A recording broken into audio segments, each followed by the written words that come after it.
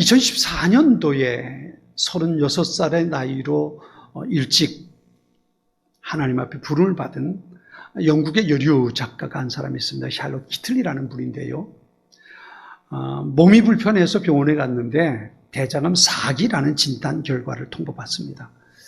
치료를 위해서 애썼는데 너무 늦게 병을 발견했어요.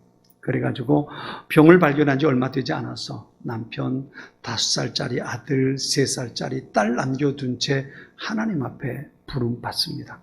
그런데 이분이 샬롯 키틀리가 자기 블로그에 썼던 글들이 많은 사람들의 마음을 참 아프게 해주고 감동을 주는 글들이 있습니다. 제가 읽어보려고 옮겨 적었어요. 한번 읽어보겠습니다. 살고 싶은 날들이 이렇게도 많은데 저한테는 허락되지 않네요. 나의 아이들 커가는 모습도 보고 싶고 남편에게 못된 마누라가 되면서 늙어보고 싶은데 그럴 시간을 안 주시네요. 매일 아침 아이들에게 일어나라고 서두르라고 이 닦으라고 소리 지르는 날들이 모두가 행복이었습니다. 살고 싶어서 온갖 치료를 다 받아보았고 심지어 민간요법까지 해보았지만 시간만 낭비했습니다. 저의 장례식을 어떻게 치를지 사람들에게 부탁하고 나니 매일 아침 일어나 아이들을 껴안아주고 뽀뽀해 줄 수 있다는 것이 얼마나 감사한가를 알았습니다. 얼마 지나면 나는 남편 곁에서 잠이 깨는 아침의 기쁨과 행복을 잃게 되겠지요.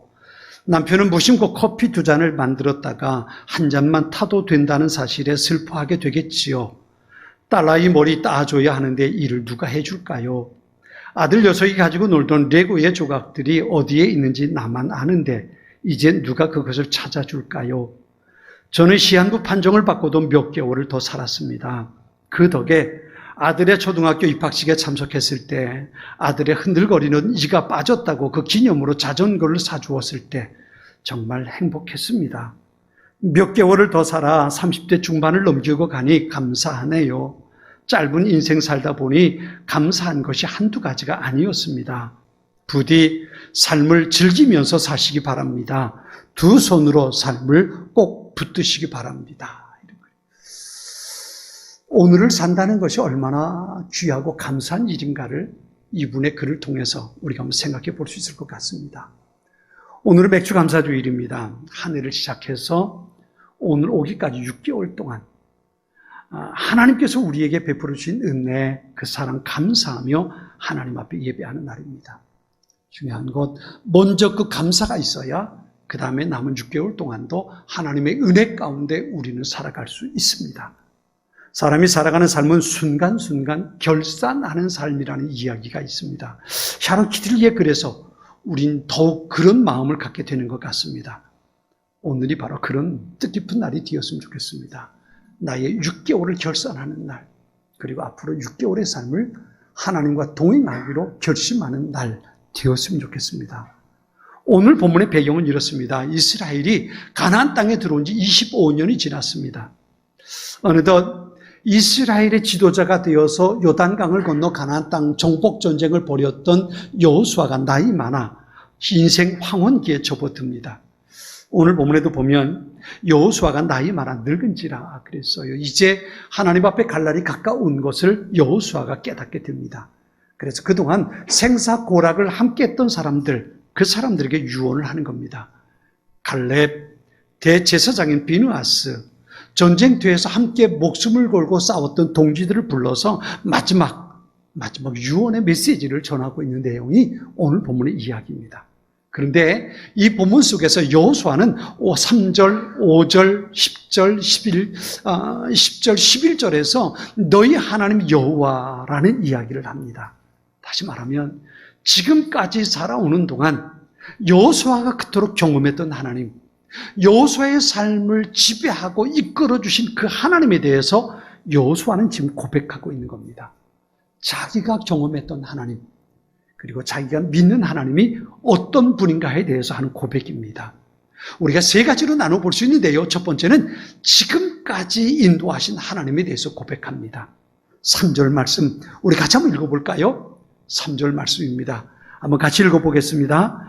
너희의 하나님 여호와께서 너희를 위하여 이 모든 나라에 행하신 일을 너희가 다 보았거니와 너희의 하나님 여호와 그는 너희를 위하여 싸우신 이시니라.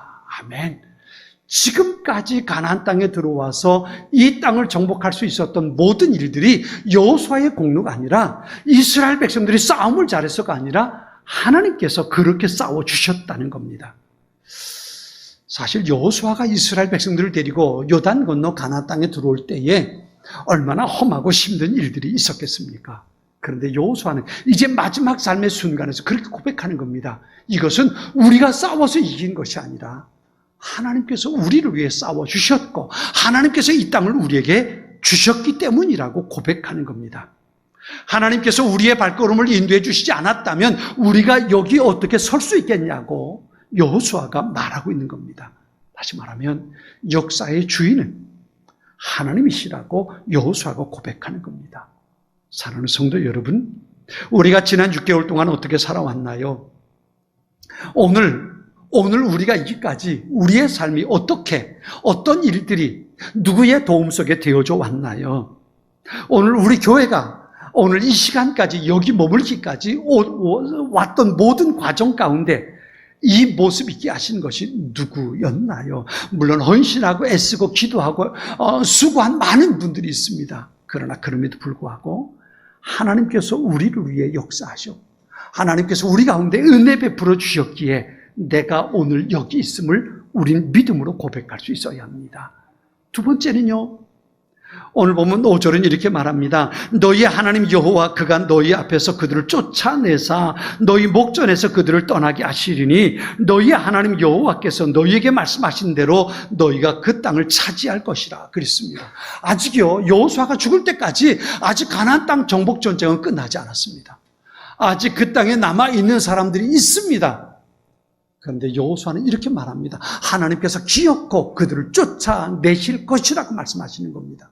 이 말을 다시 말하면 앞으로 미래에 되어질 모든 일들 가운데 하나님께서 너희와 함께 하실 것이라고 이야기하고 있는 겁니다. 행여나 여호수아가 지도자니까요, 여호수아를 중심으로 살아왔던 이스라엘 백성들이 여호수아가 죽고 나면 어떻게 될까 이 두려움이 있었습니다. 여호수아가 나이 많아서 더 이상 아무것도 할 수 없었을 때에 이제 여호수아가 죽으면 어떻게 하지? 이런 염려가 백성들에게 있었던 겁니다. 여호수아가 이렇게 말하는 겁니다. 지금까지 우리를 인도하신 것이 하나님인 것처럼 앞으로도 이 땅에 있을 모든 전쟁 가운데도 하나님께서 함께 하실 것이라고 이야기하고 있는 겁니다. 너희 하나님 여호와께서 그들을 쫓아낼 것이고 너희에게 승리를 주실 것이다. 너희 하나님께서 이 땅을 너희가 차지하게 해주실 것이다. 여호수아가 그렇게 말하고 있는 겁니다. 지금까지 인도하신 하나님께서 앞으로도 끊임없이 그 하나님께서 인도해 주실 것이라고 믿음을 전해 주었던 겁니다. 이 원리는 우리에게도 똑같이 적용됩니다. 지금까지 하나님께서 우리를 인도해 주신 것처럼 이후에 우리의 모든 삶 가운데도 하나님께서 함께 하시는 것을 믿으시기 바랍니다. 왜냐하면 하나님께서 모든 역사의 주인이시기 때문입니다. 사람이 역사를 만들어가는 것이 아니라 하나님께서 역사를 만들어 가십니다. 일이 되어져가는 과정 가운데 우리가 수고하고 애쓰는 것 같지만 그 모든 일의 열매를 하나님께서 맺히게 하시는 겁니다. 그래서 전서는 그렇게 말합니다. 사람이 자기 걸음을 계획할지라도 그 걸음을 인도하시는 분은 누구라고요? 하나님이시라 그랬습니다. 내가 아무리 내 인생을 계획한다 할지라도 그것이 어떻게 될는지 그것은 우리는 알 수 없습니다. 하나님께서 인도하신다. 이 믿음이 우리에게 필요한 겁니다. 세 번째는요, 오늘 보면 10절은 이렇게 말합니다. 너희 중 한 사람이 1000명을 쫓으리니 이는 너희의 하나님 여호와 그가 너희에게 말씀하신 것 같이 너희를 위하여 싸우심이라 그랬어요. 시제상으로 보면요, 처음에는 과거 시제입니다. 지금까지 싸우신 하나님. 두 번째는 미래입니다. 앞으로도 우리를 위해 싸우실 하나님. 그리고 세 번째 현재입니다. 오늘 우리를 위해 싸워주실 하나님. 여호수아는 이것에 대해서 이야기하십니다. 우리를 위해서 싸워주시고 오늘도 우리와 동행하시고 오늘도 우리를 인도하고 계시는 그 하나님이 너희 하나님 여호와라고 여호수아가 말하고 있는 겁니다. 이것이 바로 우리가 가지고 살아야 할 신앙 고백이기도 합니다. 지금까지 인도하신 하나님, 그리고 앞으로도 인도하실 하나님, 그리고 오늘 나와 동행하시며 그렇게 하나님의 은혜 가운데 살아가도록 도우시는 그 하나님을 우리는 믿고 받아들일 수 있어야 합니다.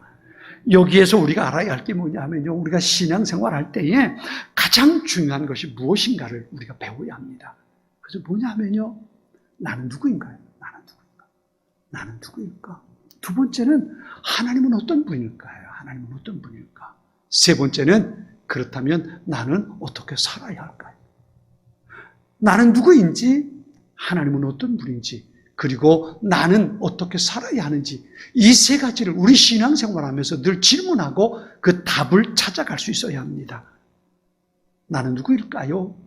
우리는 한없이 연약하고 보잘것없는 존재입니다.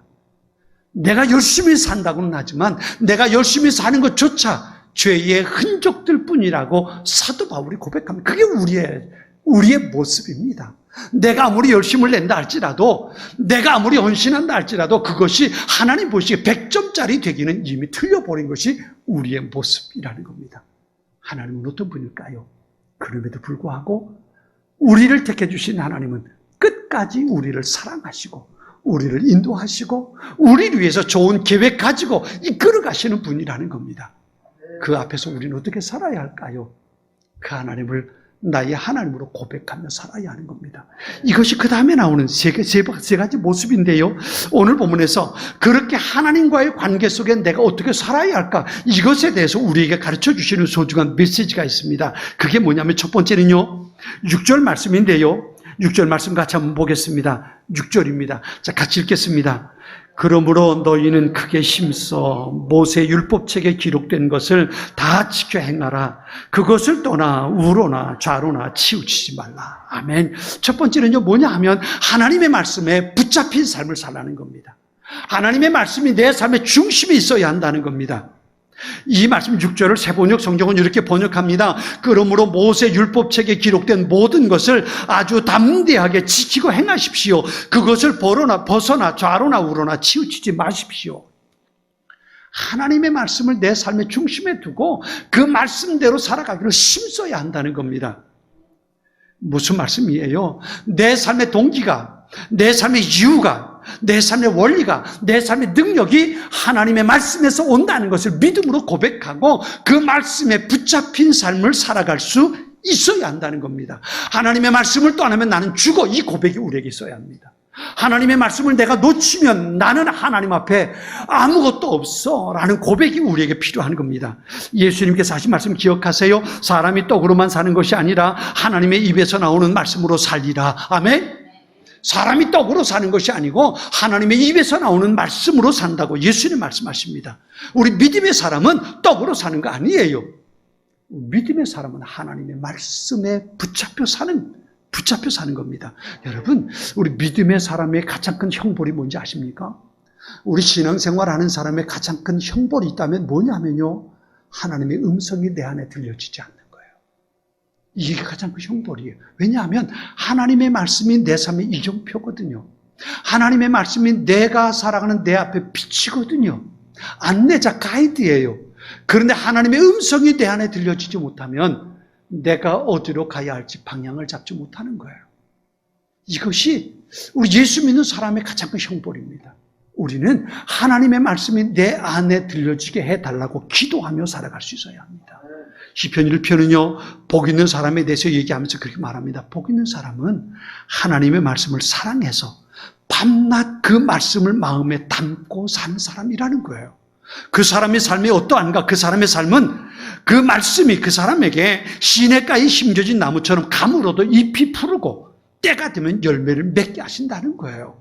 그 사람이 열심히 수고해서가 아니에요. 하나님의 말씀을 사랑하기 때문에 그 말씀이 그로 하여금 열매 맺는 삶을 살게 한다는 겁니다. 하나님의 말씀, 그 말씀을 붙들고 사는 것이 우리 믿음을 가지고 사는 사람의 삶의 모습이라는 겁니다. 금년 남은 6개월 하나님의 말씀을 붙들고 씨름하며 사는 우리의 삶이 될 수 있기 바랍니다. 하나님의 음성이 내 안에 들려지게 해달라고, 내가 말씀을 들을 때마다 그 말씀이 사람의 말이 아니라 하나님의 음성으로 내 영혼 가운데 들려지게 해달라고 말이지요. 내가 성경을 펼쳐 읽을 때마다 그 말씀이 인쇄 활자가 아니라 그 속에서 하나님의 음성 돼서 내 마음 가운데 들려지게 해달라고, 우리 그것을 위해서 기도하고 살아야 합니다. 내가 하나님과 가장 친밀한 관계 속에서 하나님의 인도하심 속에 승리하며 살려면 지금까지 하나님 나를 인도하신 것처럼 이후로도 하나님께서 내게 주신 은혜와 축복의 삶을 살기 원한다면 하나님의 음성이 내 안에 들려줘야 한다는 겁니다. 두 번째는요, 8절 말씀입니다. 우리 같이 한번 읽어볼까요? 8절 말씀 같이 읽습니다. 오직 너희의 하나님 여호와께서 가까이 하기를 오늘까지 행한 것 같이 하라. 아멘. 두 번째는요, 하나님의 은혜 가운데 사는 6개월이 되려면 하나님을 가까이 하라는 겁니다. 가까이 한다는 말은요, 적당한 관계를 말하는 게 아닙니다. 심도 깊은 교제를 갖는 삶을 말합니다. 사람은 누구를 가까이 하느냐에 따라서 그 사람의 됨됨이가 만들어집니다.